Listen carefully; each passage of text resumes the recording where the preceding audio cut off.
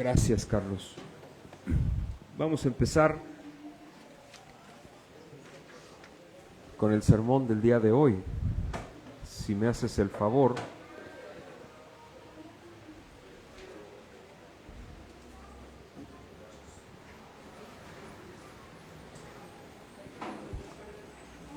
Vamos a abrir nuestras Biblias, hermanos, en Hechos, capítulo 2. El libro de Hechos de los Apóstoles, por favor. En el capítulo 2 vamos a continuar con lo que hemos estado estudiando en el libro de los Hechos de los Apóstoles. Hechos, capítulo 2, por favor. El día de hoy estaremos analizando del versículo 14 hasta el versículo 47. Muchos textos, ¿por qué? Todo lleva una secuencia. Del versículo 36 al 47 es una consecuencia del sermón del apóstol Pedro. Y esto es importante a tomarlo en consideración. Podemos pasar todo un sermón estudiando el sermón del apóstol Pedro, pero me quiero ir directo con la finalidad del sermón del apóstol Pedro. Pedro se levanta con un fin: testificar a Cristo, testificar el Evangelio. Este sermón es un sermón muy particular y es un discurso querigmático, que así se le denomina en los círculos teológicos. Los estudiosos le denominan un discurso querigmático. ¿Por qué? Porque habla del Evangelio de nuestro Señor Jesucristo. Es el primer sermón registrado de manera puntual, sustancioso, en donde se habla de la obra que vino a hacer Jesucristo por los suyos, por su pueblo. Entonces es digno de que lo leamos y de que veamos también la consecuencia que trae esta predicación de nuestro hermano Pedro. Miren, cuando vemos este texto a manera de introducción, siempre analizamos y siempre vemos algo muy trascendental, claro que sí, pero siempre vemos que Pedro se levanta, predica y nos enfocamos en cuántos se convirtieron, ¿sí o no? Siempre, ¿no? Y se convirtieron y se agregaron, ¿cuántos? Más de 3,000 personas, ¿no? Y siempre nos enfocamos en eso, pero hay una profundidad crucial en este texto y no es cuántos se agregaron, es la predicación, la exposición y los efectos que trae el Evangelio en la sociedad, pero sobre todo en el corazón de las personas. Y obviamente en una sociedad. ¿Tú sabías que el Evangelio trastorna la sociedad del ser humano? O sea, ¿a qué me refiero con esto? Alrededor trastorna, mis hermanos, te trastorna a ti. Y como te trastorna a ti, trae un efecto alrededor, o sea, a las personas que están alrededor debe de traer un efecto, el de verte a ti. Me explico, que has nacido de nuevo. Esto es en lo que se centra y esto es muy importante. Quiero que por favor, a manera de introducción, veamos una recapitulación de manera breve, lo que analizábamos la semana pasada. Semana pasada hablamos del bautismo del Espíritu Santo, espero que lo recuerdes. Y vimos que no es el hablar en lenguas, ¿no? Esto no tiene el enfoque central en lo que está pasando, sino habla del Pentecostés. Y lo que significa el Pentecostés es la renovación del pacto de Dios con su pueblo. Y esto es muy importante porque nuestro Señor aquí viene hablando y muestra en el Pentecostés que está renovando el pacto con su pueblo, con los suyos, con el Israel verdadero. Y el Israel verdadero somos todos los elegidos de Dios en todas las naciones, en todo el mundo. No es el Israel étnico, ese no es el verdadero Israel, sino que, digo como el apóstol Pablo lo menciona, en Isaac te será llamada descendencia. ¿Qué significa esto? Y lo vuelvo a mencionar, que todas las personas que creamos en la descendencia de Isaac, que es quien trae la redención, ¿y quién es ese descendiente que trae la redención? Jesucristo. En Él tenemos salvación, pero Él nos integra, nos agrega, ¿a dónde, mis hermanos? Al nuevo pacto. ¿En dónde? En Él, en su sangre. ¿En la sangre de quién? De Cristo, mis hermanos. Eso es importante que lo veamos. Y de eso habla el texto pasado. Ahora, ¿qué significa que hablaban en lenguas? Pues que de todas las naciones va a tomar. Mira, me gustaba un comentario que leía con respecto a las lenguas. ¿Tú crees que Dios, si Él quería que todos habláramos el mensaje de Él en arameo, ¿tú crees que Dios no tiene el poder para que todos dejemos de hablar español y empecemos a hablar arameo antiguo o hebreo? Claro que sí, ¿verdad? Pero Dios no hizo eso. ¿Dios qué hizo? No unificó una lengua, unificó un mensaje. ¿Y cómo lo hizo? Les dio lenguas, idiomas no aprendidos a los apóstoles para que testificaran de las maravillas de aquel. ¿De quién? De Jesucristo, de la obra que Él hizo, que fue la restauración del pacto, mis hermanos. Es al revés lo que sucedió. Ya no trae confusión de lo que había pasado en ¿dónde? En Babel, en Génesis, sino que ahora trae ¿qué? Unidad. ¿Sí? Y muestra que de todas las naciones va a sacar a su pueblo y nos va a integrar en un solo pueblo. Efesios capítulo 2 lo menciona el apóstol Pablo y dice que de los dos pueblos ha hecho uno. Está hablando de gentiles y de judíos, o de gentiles o israelitas, ¿no? Ha hecho uno. ¿En quién? En Cristo, por medio de ese nuevo pacto en la sangre de Jesús. De eso habla Hechos capítulo 2. Ahora bien, concluimos que se quedaron y decían la gente, están enfermos, están llenos de ¿qué? De mosto. ¿Te acuerdas de ello? Vamos a leerlo a manera de introducción. Hechos capítulo 2 versículo 13 dice: mas otros burlándose decían, están llenos de mosto. ¿Qué significa esto? Están borrachos, están alcoholizados. Tú espero que no ahorita, y si sí, háblale de Cristo.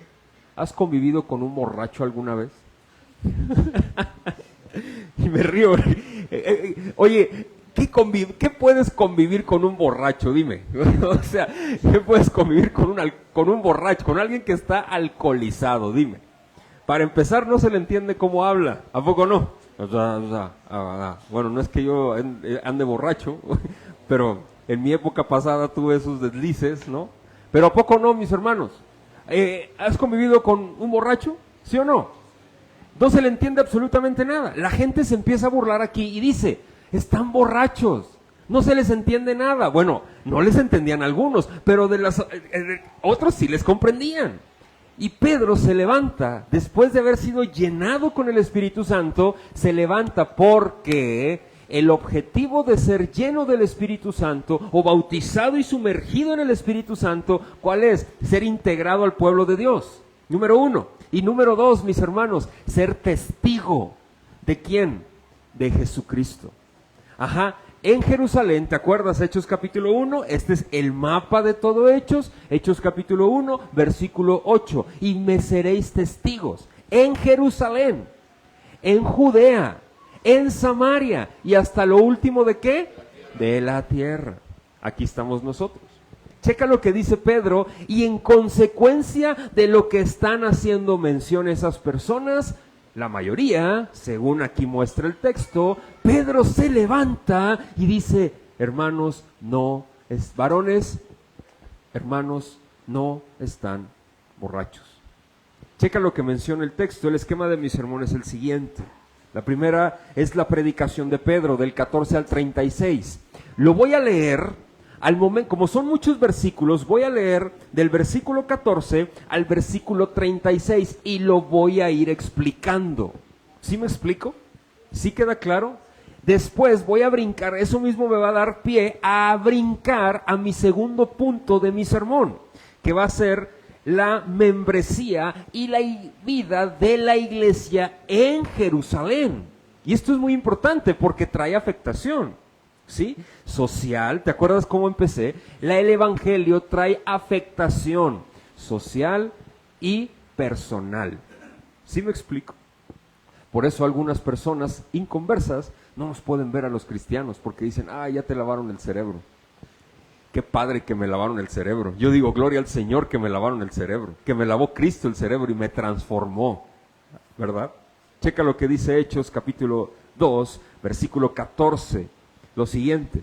Entonces Pedro, poniéndose de pie con los 11, alzó la voz y les habló diciendo, varones judíos, dice aquí, y todos los que habitáis en Jerusalén, esto os sea notorio y oíd, ¿qué dice? Mis palabras. Aquí ruego me disculpes, me equivoqué, porque yo mencioné ahorita en el comentario, dice varones hermanos, que había dicho Pedro, y no dijo eso, aquí dice varones, ¿qué? Judíos, ¿sale? Perdón, me dejé llevar por la pasión del sermón. Dice lo siguiente en el versículo siguiente, versículo 15, porque estos no están ebrios, como vosotros suponéis, puesto que es la hora tercera del día. ¿Qué significa la hora tercera del día? Las 9 de la mañana, aproximadamente. Dice, ellos no están embriagados ahorita, ellos no están así. Dice, porque estos no están ebrios como vosotros suponéis, puesto que es la hora tercera del día. Mas esto es lo dicho por el ¿qué? Profeta Joel. Ay, cómo he escuchado sermones de esta profecía, tergiversándose horrible, mis hermanos. Lo que quiere decir Pedro, esto como ya lo mencioné, esto es un sermón querigmático. Pedro está predicando y está hablando las verdades del Evangelio, la proclamación del Evangelio. Pregunta, ¿qué es el Evangelio? A lo mejor ya te suena muy trillado esto, pero a mí sí me urge que lo sepas. ¿Qué es el Evangelio? ¿Que Cristo qué? Murió por nuestros pecados conforme a las Escrituras. Que fue sepultado. ¿Y qué más? Conforme a las... Este sermón habla de eso. Habla de eso. Esto es lo que Pedro quiere explicarles a las personas que están cuestionando lo que está sucediendo.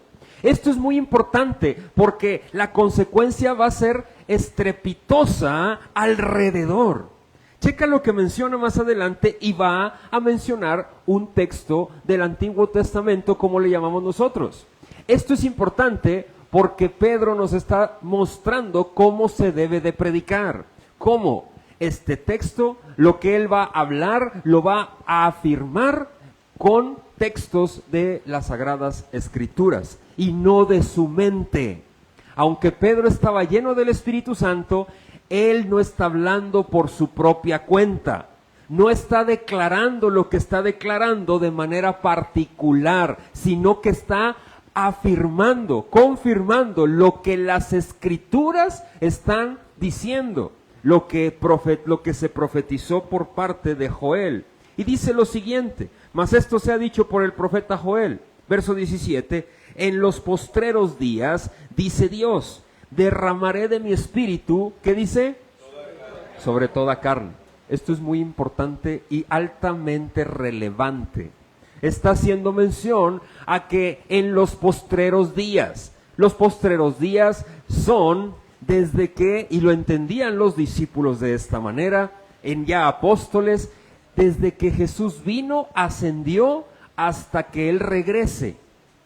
¿Cuánto duren los postreros días? No lo sabemos, porque eso está en la sola potestad de nuestro Dios. Y lo dice Jesús, en Hechos capítulo 1. ¿Qué significa esto? Ellos entendían que los últimos días o los postreros días son desde que Jesús vino, ascendió, hasta que Él ¿qué? Regrese. Todo ese periodo, si Jesús no ha regresado, nosotros estamos viviendo en el periodo de los ¿qué? De los postreros días. Entonces dice, derramaré de mi espíritu sobre toda carne, no solamente sobre judíos. Es más, los apóstoles estaban aprendiendo esto también. Porque te acuerdas en Hechos capítulo 10, no sé si lo has leído Hechos, espero que sí. Hechos 10 menciona y hay una con Cornelio y que Pedro va y le predica y dice, y se derrama el Espíritu Santo sobre ellos también. Y dice, ¿cómo? Son gentiles. Y él también estaba predicándoles a estas personas y Pedro se sorprende de la misma manera diciendo, ¿cómo? ¿También es para ellos? ¡Guau! Él también estaba aprendiendo. ¿Sí queda claro esto? ¿Ellos estaban llenos del Espíritu Santo? Pregunta, ¿Pedro estaba lleno del Espíritu Santo? ¿Sí o no? Fíjate, quiero aclarar esto. No porque estaba lleno del Espíritu Santo y bautizado y sumergido en el Espíritu Santo quiere decir que lo sepa todo. ¿Sí me explico? porque luego se levantan ahí pseudoprofetas, pseudoapóstoles, obviamente falsos, diciendo, yo soy el ungido de Jehová, no hablen de él, no me toquen, ni desgarren mi traje Armani, no sé cómo se pronuncia, ¿verdad?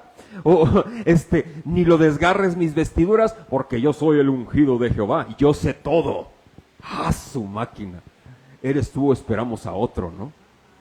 No, familia, no. Pedro, aprendiendo también, él se está cobijando con las Sagradas Escrituras. ¿Sí queda claro esto, mis hermanos? Checa más adelante y dice, derramaré de mi espíritu sobre toda carne, o sea, sobre toda etnia. Verso siguiente, o la segunda parte del versículo 17, y vuestros hijos y vuestras hijas, ¿qué dice? Y vuestros jóvenes, ¿qué dice? Y vuestros ancianos, ¿qué dice? Empiezo de atrás para adelante. Y de cierto sobre mis siervos y sobre mis siervas en aquellos días derramaré de mi espíritu. ¿Y qué dice? De atrás para adelante. No quiero que se confunda. Luego ahí andan los viejitos. Ay, quiero soñar contigo, Señor, dame un sueño. Porque es que aquí dice, yo estoy lleno del Espíritu Santo. Ay, Señor, dame un sueño. No, pero no se trata de eso. Luego ahí andan los jóvenes, los niños, profetiza, hijo, profetiza, y el niño predicador, ¿te acuerdas de eso? Fue muy popular en su época, ¿no? A lo mejor ya los más modernos no lo ven, o no supieron que había un niño predicador y se hizo muy famoso, ¿no? Y ahí andan juntando a los niños. Es que dice que será derramado el Espíritu para que prediquen, órale. Es que aquí dice, no, ¿sabes de qué está hablando?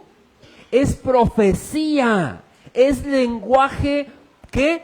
Profético. El lenguaje profético tiene una interpretación, la interpretación profética. ¿Qué dice? En la primera parte del versículo, dice, derramaré mi espíritu sobre toda carne. No sé si me explico, de eso está hablando. No va a haber separación, no va a haber diferencias. Es más, van a profetizar, también los niños, los jóvenes, es más, sobre todos, sobre los ancianos, es más, me les revelaré. ¿Qué está diciendo? Los judíos tienen mucho esto, y también en el lenguaje profético. Tú has escuchado, para nosotros, es algo que se llama exagerar. Los judíos tienden mucho a amontonar cosas, palabras, para expresar algo grande. Lo expresan de esta manera. Los judíos, por ejemplo, tienen esta, y ellos tienden mucho a esto. Los profetas tendían mucho más. Mira, si yo digo, es que hoy fue todo el mundo a la iglesia. Pregunta, ¿vino todo el mundo? No es cierto. Eso es una mentira. ¿Y qué decimos nosotros? ¿Está qué? Exagerando. Más adelante dice Lucas en su redacción que le dicen a Pablo, lo cuestionan y dice, tú estás trastornando todo el mundo con tus predicaciones. ¿Pablo estaba trastornando todo el mundo? Claro que no. Yo me imagino a Pablo decir, ¿neta? ¡Guau! O sea, qué padre que ya. Gloria al Señor, ¿no? ¿Verdad que no? Los judíos tienden mucho a esto. Para nosotros es una exageración, pero para ellos no. Para ellos es una exaltación de la misma profecía. No sé si me estoy explicando. Para mencionar que ni los niños, ni los ancianos, ni los jóvenes, ni los adultos, nadie será excluido de los que el Señor elija. Ser derramado de su Espíritu Santo. De eso está hablando. ¿Sí queda claro esto, mis hermanos? Ojo, es lenguaje profético. Por ejemplo, la gente dice, no leo Apocalipsis porque me da miedo, que la bestia y que las cabezas y que los dragones y te imaginas al Señor de los Anillos. No sé si has visto las películas y te imaginas eso y langostas con cara de, no sé, de hombre y luego dices, ¿qué rollo con eso? No, me da miedo. Todo es lenguaje apocalíptico. Sí queda claro, tiene una interpretación, tiene un significado, no es algo literal. De esta manera, mis hermanos, se está haciendo mención y se está hablando y se está dialogando. Pedro está predicando esto y está diciendo, no habrá distinción. ¿Sí me explico? En pocas palabras es esto. ¿Queda claro eso? Porque luego literalmente estamos ahí, a ver que mi niño predique, órale, que mi joven vea visión. Y ahí está el joven, ay sí vi un ala de un ángel ahorita que revoloteó en la puerta del baño. Y escuché como, ay, es que vi una visión. Y luego ahí andan los siervos y ahí andan... No, mis hermanos, sí queda claro esto. Sigamos, por favor. Y daré prodigios arriba, ¿en dónde? En el cielo, y señales abajo en la tierra, sangre y fuego y vapor de humo. El sol se convertirá en tinieblas y la luna en sangre antes que venga el día del Señor grande. ¿Y qué? ¿Qué quiere decir esto? Ahí andan buscando, mira una luna roja, ya viene, gloria al Señor, que ya venga. Mira las visiones, es que ya pasó, está cayendo como que un meteorito va a caer y que un ovni ya lo encontró Jaime Maussan, por fin lo vio, ya es el día. No, mis hermanos, ¿qué es eso? Es que ahí lo dice. No, ¿sabes a qué se refiere, familia? Y es que menciono todos esos ejemplos porque yo los he escuchado. Familia, ¿qué significa esto? Que el día del Señor vendrá y será algo grandioso, estrepitoso, fuerte, grande, porque Él vendrá. Aclaro lo siguiente y te lo recuerdo, estamos hablando un lenguaje, ¿qué? Profético, no literal. Hecho, el género literario es muy importante. Pedro quiere afirmar esto y toma la cita de Joel y dice versículo 21, y todo aquel que invocare el nombre del Señor será ¿qué? ¿Cómo se tergiversa este texto? Hermano, ¿quieres aceptar a Cristo en tu corazón? Mira, repite una oración después de mí. ¿Has escuchado eso? Porque dice, es que todo aquel que invocare el nombre del Señor será salvo. No, mis hermanos, no está hablando de eso. Está hablando, ¿quiénes van a invocar el nombre del Señor? Los que han sido ya llenos del Espíritu Santo. Aquí lo dice en el contexto del mismo texto, ¿sí o no? Y si tú has sido bautizado con el Espíritu Santo, si has sido lleno del Espíritu Santo, es porque ahora tienes vida en Él. Y si tienes vida en Él, ¿sabes qué haces? Invocas el nombre del Señor. ¿Me explico? Es la consecuencia de... Continúo con esto, me voy más adelante. Y todo aquel, versículo 22, varones israelitas, oíd, dice, oíd. Estas palabras, Jesús Nazareno, varón aprobado por Dios entre vosotros, con las maravillas, prodigios y señales que Dios hizo entre vosotros por medio de él, como vosotros mismos sabéis, a entregado por él, me encanta este fragmento, ¿qué dice? Determinado consejo y anticipado conocimiento ¿de quién? De Dios.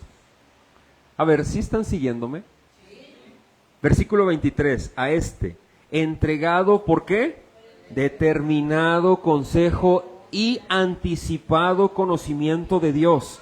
Prendisteis y matasteis por mano de inicuos, crucificándole. Mis hermanos, esto me habla de que la cruz ya estaba hecha, ya estaba dispuesta desde la eternidad. La cruz no era el plan B de Dios, no fue el plan B de Dios, sino que siempre fue el plan A. Siempre. ¡Wow! Desde la eternidad ya estaba dispuesto el plan de la cruz. Sí, así es, mis hermanos. Seguimos.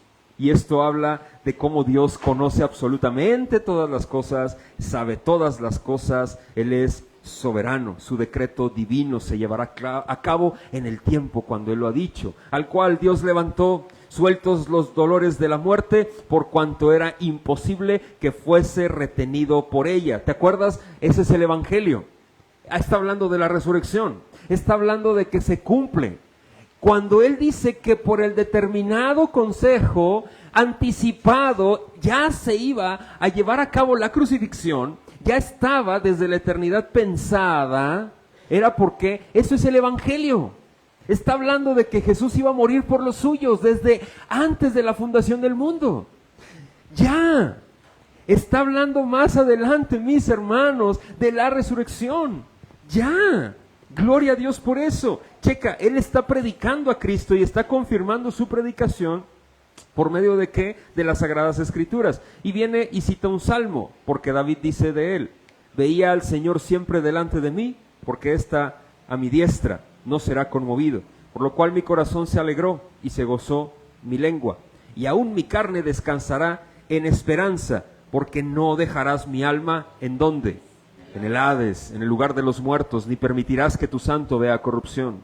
Me hiciste conocer los caminos de la vida, me llenarás de gozo con tu presencia. Aquí está citando la resurrección mostrada en Salmos, profetizado por David. Verso 29, varones hermanos, se os puede decir libremente del patriarca David que murió y fue sepultado y su sepulcro está con nosotros hasta el día de hoy. Pero siendo profeta y sabiendo que con juramento Dios le había jurado de que de su descendencia en cuanto a la carne levantaría al Cristo para que se sentase en su trono. Viéndolo, antes habló de la ¿qué? De la resurrección de Cristo, que su alma no fue dejada en el Hades, ni su carne vio corrupción. A este Jesús resucitó Dios de lo cual todos nosotros somos testigos. Así que, exaltado por la diestra de Dios y habiendo recibido del Padre la promesa del Espíritu Santo, ha derramado esto que vosotros veis y oís, porque David no subió a los cielos, pero él mismo dice, dijo el Señor a mi Señor, siéntate a mi diestra, hasta que ponga tus enemigos por estrado de tus pies. Sepa pues, ciertísima toda la casa de Israel, que a este Jesús, a quien vosotros crucificasteis, Dios le ha hecho Señor, ¿y qué? En pocas palabras, el sermón de Pedro está hablando del Evangelio, lo está confirmando con citas bíblicas del Antiguo Testamento. Lo menciono de esta manera para que se pueda comprender en la actualidad, y él está testificando que Cristo es el Señor, del cual se había hablado desde la antigüedad, del cual testificó Joel, del cual testificó David, del cual testificó nuevamente David, y él vio, dijo el Señor a mi Señor, siéntate, ¿a qué? A mi diestra. Y esto es muy importante, mis hermanos, porque se está hablando del Evangelio. ¿La predicación de Pedro será fidedigna de confianza, sí o no? ¿Será digna de confiar en la predicación de Pedro? ¡Claro que sí! ¿Por qué hoy en día nos aferramos a predicar otras cosas que no sea a Cristo y a este crucificado? No debe ser así. Afirmarnos en su santa palabra es lo que nosotros necesitamos hacer. Es que siempre es lo mismo, hermano. ¿Sabes por qué? Porque necesitamos que nos lo estén recordando todo el tiempo. Yo te aseguro que si no hago la recapitulación, cuando inicio el sermón, no te acuerdas del sermón pasado. No hace falta que me digas que no, que me digas que sí, lo sé. Pues si yo a veces no recuerdo algunas cosas, tengo que ver mis notas. ¿Por qué? Porque traemos muchas cosas en la semana. Es necesario que nos reunamos y que nos recuerden a este crucificado, a nuestro Señor que ha muerto por tus pecados, por nuestros pecados, por los pecados de los suyos. Es obligatorio, Pablo lo dice, lo menciona. Ahora, quiero mencionar lo siguiente, familia. Esto trae consecuencias.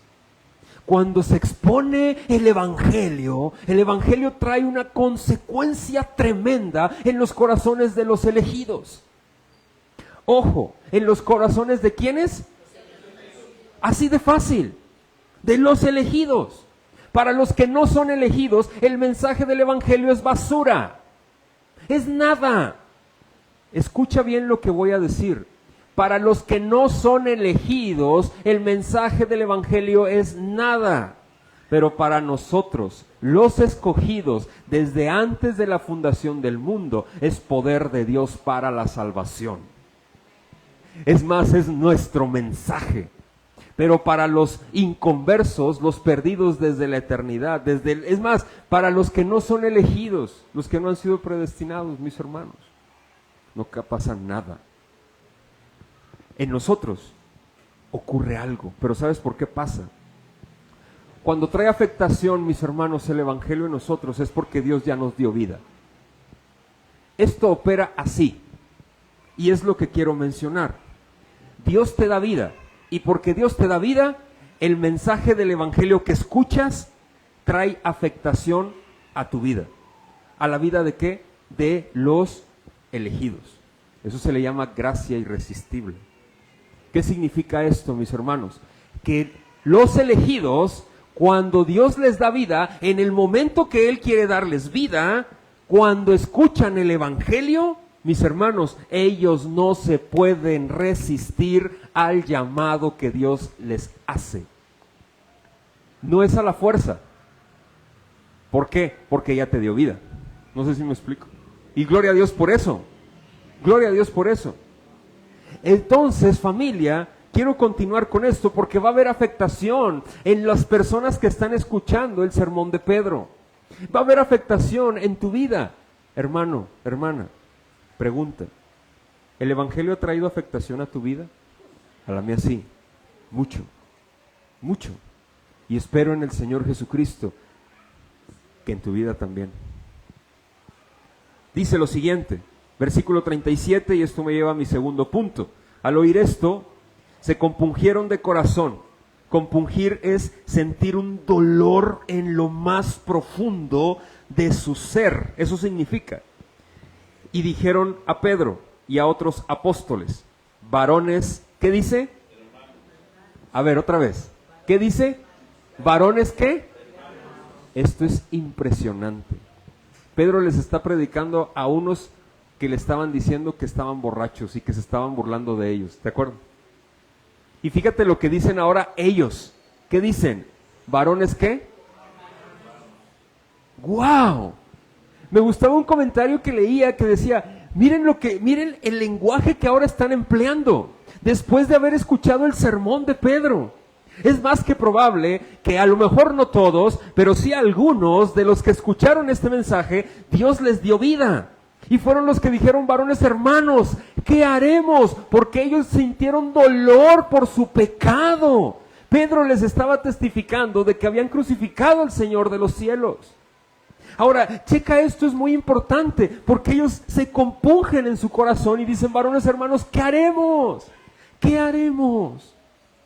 Dice lo siguiente, Pedro les dijo, ¿qué dice? Arrepentíos y bautícense. Arrepiéntete de tu pecado. Familia, me voy, te lo mencioné, me iba a ir texto a texto porque es mucho texto, pero quiero ir mencionando y explicando cada punto. Mis hermanos, el arrepentimiento no es ningún juguete, no es ningún juego. Cristo no es un juguete. El que tú te arrepientas no es solamente un cambio de dirección, es toda una vida completa, mis hermanos. De veras.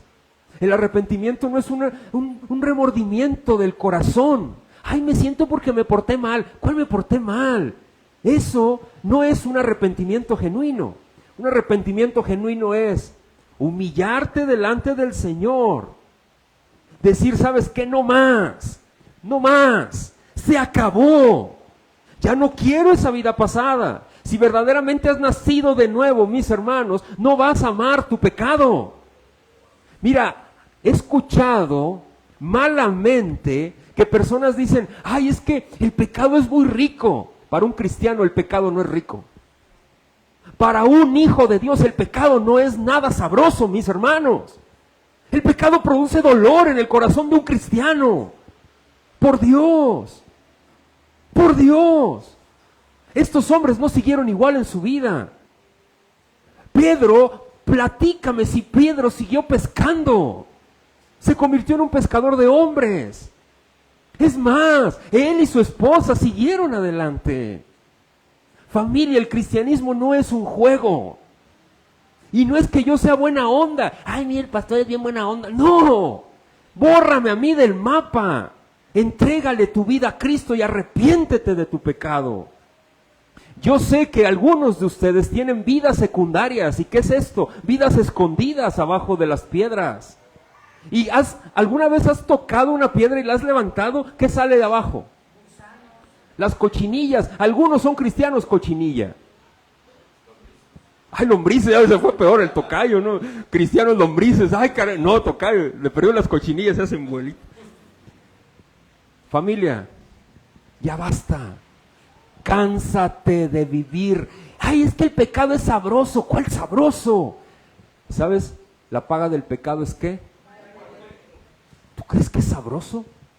Ayer lo dije en Acatlán. ¿Alguno de ustedes desayunó veneno para ratas hoy? O a lo mejor no ha desayunado o ya está pensando, ay, ahorita voy a llegar y el cucarachida que compré me lo voy a zumbar con una tortilla bien rica, ¿verdad que no?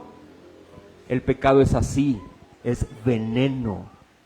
Hermano, es que todavía me gusta. Arrepiéntete, lucha, lucha, lucha, lucha. No te quedes con los brazos cruzados. Es bien fácil decir, es que soy pecador, hermano. Arrepiéntete, arrepiéntete, mis hermanos. Mira, cuando yo veo a Cristo, lo que hizo por mí, hablo de mí, de manera personal. Veo lo que Él hizo por mí y me veo y digo, Señor, ¿cómo pudiste verme desde la eternidad? ¿Cómo? Estos hombres se compungieron de corazón y no siguieron siendo los mismos. Se arrepintieron de su pecado. Arrepentirse, mis hermanos, es cambiar tu vida por completo, es empezar a decirle al Señor, ayúdame por favor a aborrecer lo que yo antes más amaba. Y si yo sigo teniendo esos vestigios de que amo pecado, miren, porque luego nos vamos al extremo, no, pues entonces no puedo hacer nada. No, hermano, hay muchas cosas que se pueden hacer. Pregunta, ¿tú crees que la lujuria es pecado, sí o no? ¿Tú crees que adulterar es pecado, sí o no? ¿Tú crees que decir mentiras es pecado, sí o no? Lo dice la ley. El Señor lo manda. ¿Qué tenemos que hacer?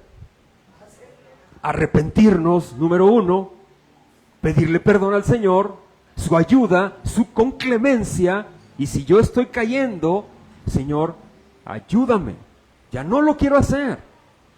Hay muchos pecados, hay muchas cosas en el cristianismo que podemos hacer, mis hermanos.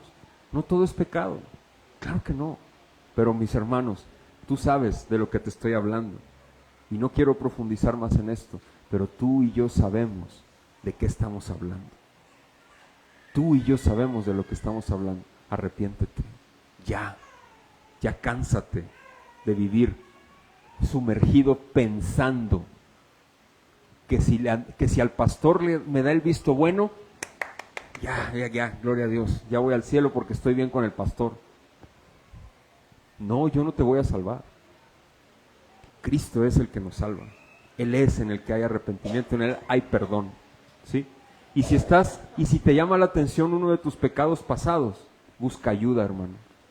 Busca ayuda. Hermano, ayúdame. ¿Qué hago? Estamos para servirte, para apoyarte. ¿Sale?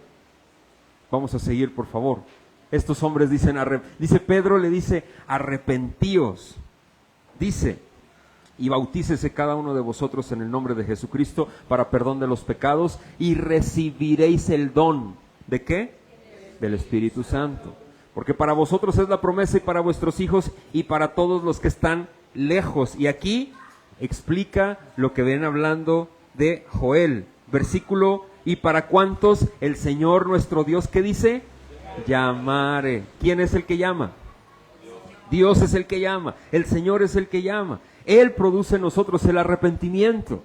Checa lo que dice, y con otras muchas, ¿qué? Palabras testificaba y les exhortaba diciendo, sed salvos de esta perversa generación. Dice, así que los que recibieron su palabra fueron bautizados y se añadieron aquel día como 3,000 personas. Y lo menciono. ¿Qué dice? Añadieron. ¿A dónde se agregaron? Al cuerpo, al nuevo pacto. Ahora son parte de ese nuevo pacto. ¿En quién? En Cristo. Ahora, checa esto. Es muy importante mencionar lo siguiente.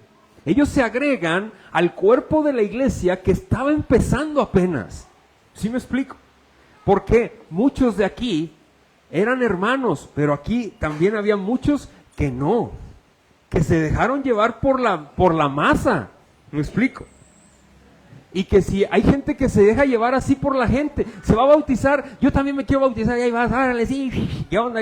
Por el amigo que se bautizó, yo también, o por la amiga, árale. No, eso, arrepiéntete primero y bautízate.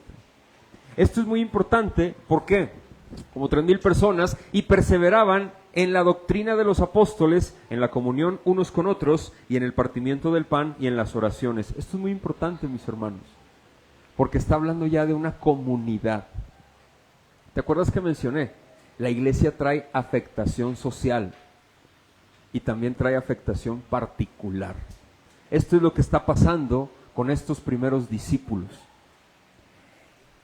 Fue tal el sermón de Pedro que trajo una afectación alrededor y también a las personas que estaban escuchando el mensaje. Y checa las características que estamos viendo aquí, familia. Número 1, dice, perseveraban en la doctrina de los apóstoles. Número 2, en la comunión unos con otros. Número 3, en el partimiento del pan. Número 4, en las oraciones. Esto es el mismo esquema que seguimos predicando hasta el día de hoy. Perseverar en la doctrina apostólica. Los reformadores, más adelante, ellos consideraban que una iglesia verdadera necesitaba la predicación fiel de la palabra, número 1. Número 2, la administración correcta de las ordenanzas, esto es la Santa Cena y el bautismo. Y número 3, la disciplina eclesiástica. Si un grupo tenía estas tres cosas, mis hermanos, estos 3 elementos, era una iglesia verdadera. ¿Por qué? Porque está implícito en lo que estamos viendo aquí en Hechos de los Apóstoles. Fíjate, la doctrina de los apóstoles. Luego, ¿qué más dice? En la comunión los unos con los otros, mis hermanos. ¿Qué significa la comunión? Coinonía. Coinonía, tener comunión los unos con los otros. Empatizar los unos con los otros. Hermanos, a muchos les cuesta ser intencionales con la empatía dentro de la iglesia. Mira, te digo algo y te lo quiero mencionar. Hay a otros que no, porque son más extrovertidos. Hay otras personas que somos más introvertidas. Yo soy muy introvertido, hermano. Me ves aquí hablar, pero soy sumamente introvertido. Hablo porque es mi chamba, es parte de mi trabajo. Pero es importante esto. Algunos somos introvertidos y algunos son más extrovertidos. Quiero mencionarte algo. Hermano, tienes que ser intencional. ¿Tú cómo crees que Dios va a trabajar en tu corazón? Cuando tú batallas con la comunión con los hermanos.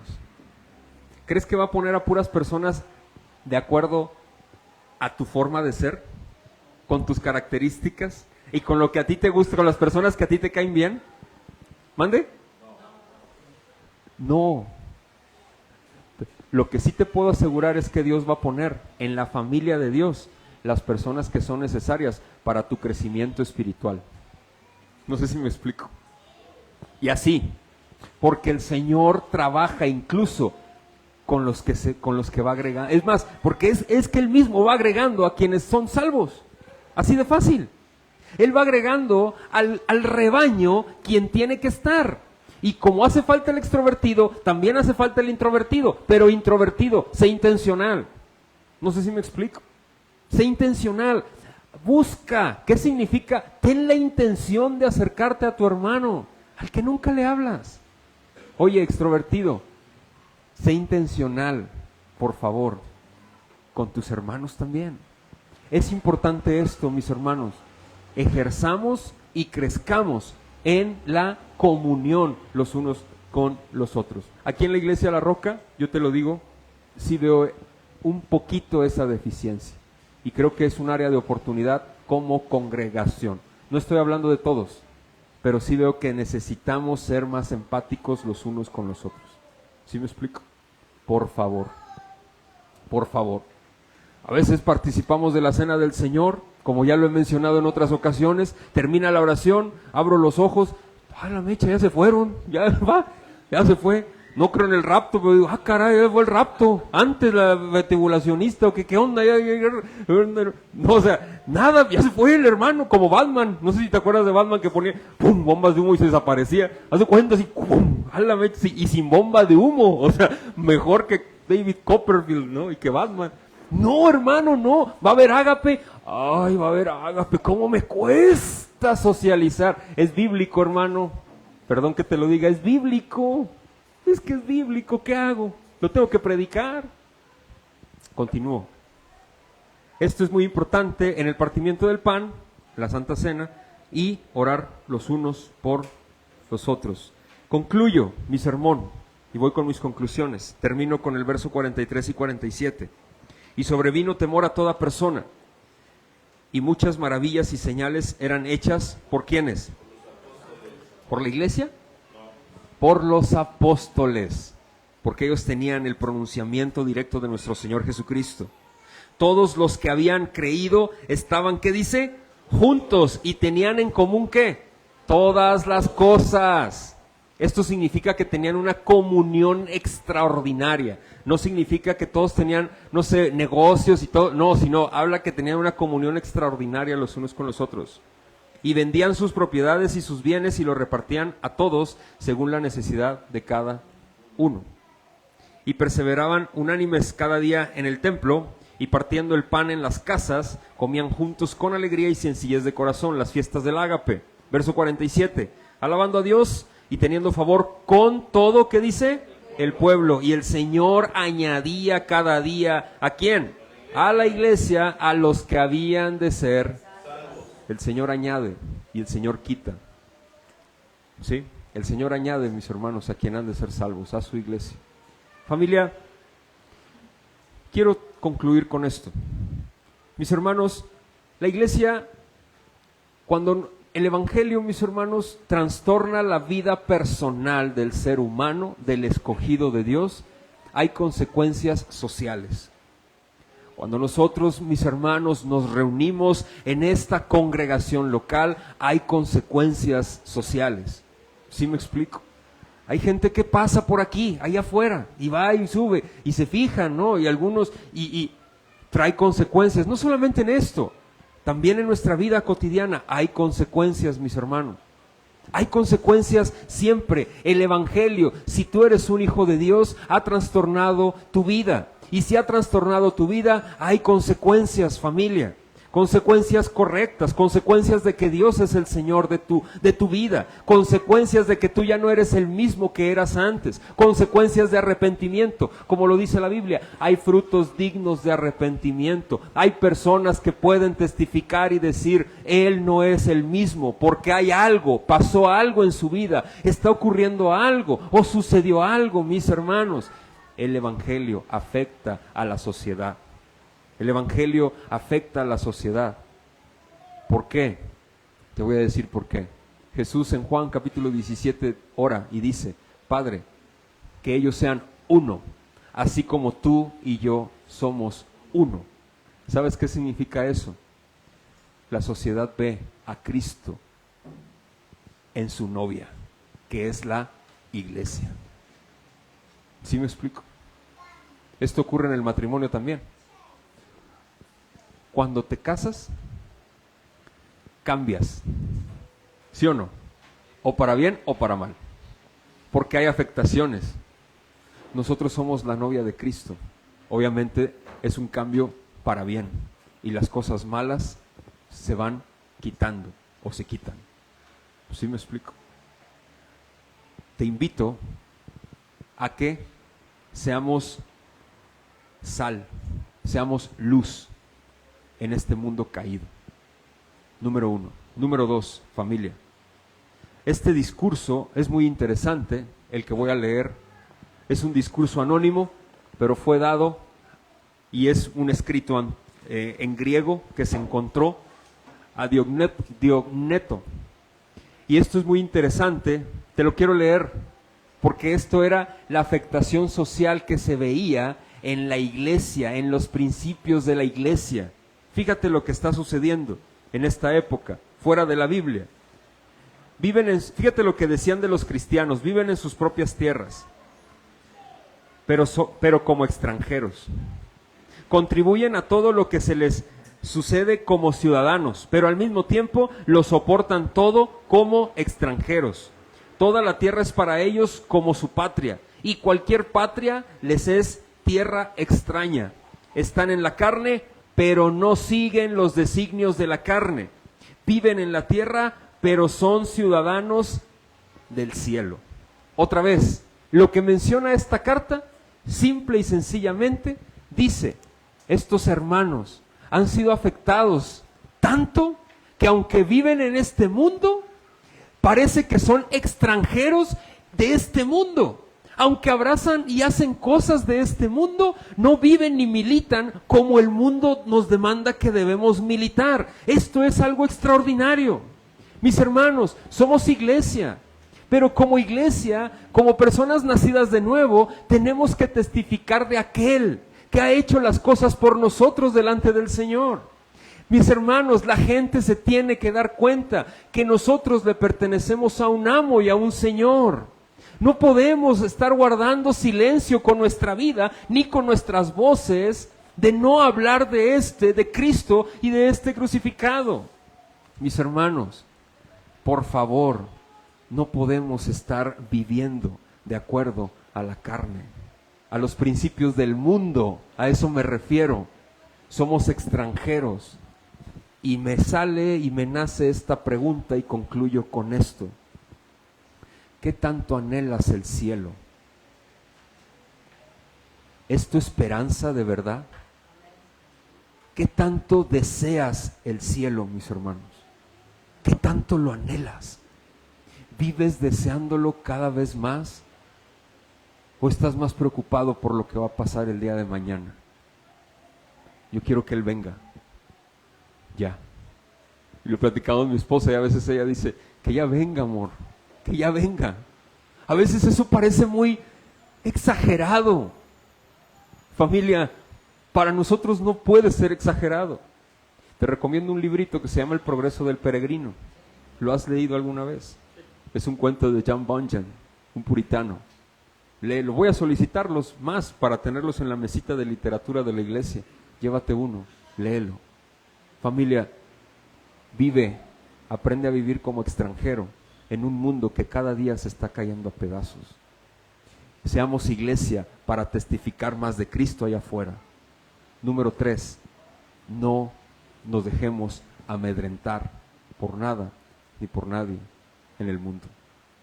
Él está con nosotros, somos parte de su pueblo y gloria a Dios que se nos predicó el Evangelio un día, y aquí estamos para proclamar las maravillas de aquel que nos ha traído del mundo a su luz. Amén. Oremos. Señor, te damos gracias por este tiempo. Te pertenecemos, mi Rey, te pertenecemos, Señor. Nosotros estamos en el reino, pero seguimos en este mundo. Rogamos que nos ayudes, mi Dios, a luchar, a batallar con nuestro pecado. Porque son cosas, cultura, tradiciones pecaminosas que las traemos tan arraigadas que solamente tú, Espíritu Santo, puedes hacer esa obra en nosotros. Con todo nuestro corazón te rogamos que hagas la obra, que por favor nos sustentes, que por favor nos ayudes a testificar de ti en este mundo caído. Ayúdanos a crecer en la unidad como iglesia, a fortalecernos en la comunión los unos con los otros. Ayúdanos a vivir para ti, reflejando tu gloria siempre. Y te rogamos que podamos ser luz en medio de las tinieblas con todas las personas que nos rodean. Te agradecemos muchísimo porque nos has llamado en un momento donde más lo necesitábamos. Gracias te damos por tu misericordia y tu amor. Oramos en tu nombre, Cristo. Amén. Mis hermanos, vamos a participar de la cena del Señor.